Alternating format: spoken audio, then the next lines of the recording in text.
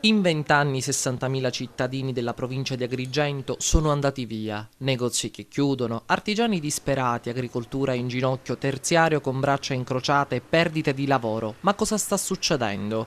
Dopo 60 anni stiamo assistendo ad un altro pauroso esodo con paesi che hanno perduto il 30% della popolazione e alcuni addirittura si sono dimezzati. Quali sono le cause della mancanza di lavoro? Qual è il ruolo delle banche venute dal nord che hanno svolto nel nostro territorio? Hanno impedito l'esodo o lo hanno favorito diventando financo la causa? E su questo tema, Banche del Nord e Povertà del Sud, che si è incentrato il dibattito organizzato dalla rivista di letteratura e teologia Oltre il Muro, diretta da Enzo Di Natali. La nostra provincia, e qui siamo dinanzi al paradosso, a quanto sembra sia ricchissima nei depositi. Si parla addirittura che ci siano depositati 4 miliardi di euro. Com'è possibile con questi depositi questa provincia è così povera?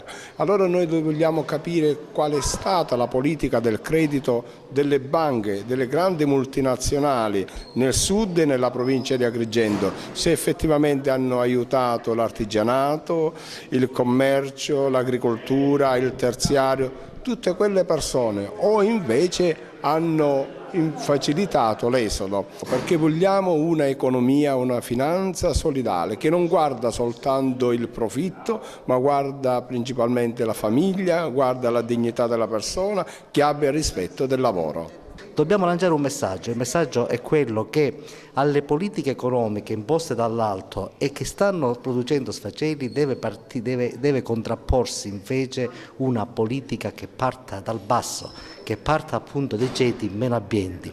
In questo vi è un'esperienza che sta avendo un enorme successo. È quello del prestito della speranza. Scaturisce da un accordo tra l'AGE e le banche per concedere i prestiti della speranza a famiglie e ad aziende disagiate.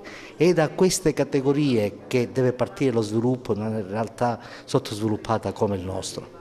Quale potrebbe essere la nuova chiave di lettura appunto per uscire da questo oblio in cui per adesso il paese Italia si trova? Ma potenziamento soprattutto dei consorzi fidi e un'elasticità bancaria che oggi viene a mancare per l'impresa, per sia il credito esercizio che l'investimento a medio termine, in modo tale che si innesca un circolo virtuoso e che l'economia riparta e dunque si creano le condizioni per i nuovi posti di lavoro.